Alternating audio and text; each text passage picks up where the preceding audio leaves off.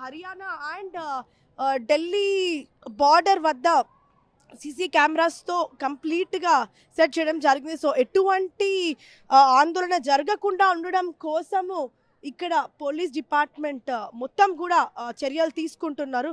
So మరి ప్రస్తుతం ఇక్కడ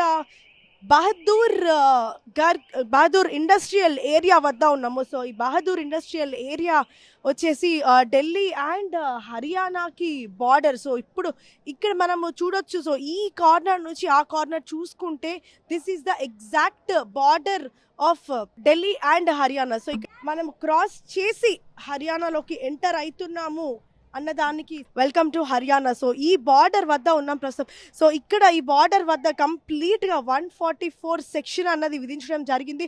సో దాదాపు 1500 మంది నుంచి 2000 మంది వరకు పోలీస్ డిపార్ట్మెంట్ ఇక్కడ సిద్ధంగా ఉన్నారు. సో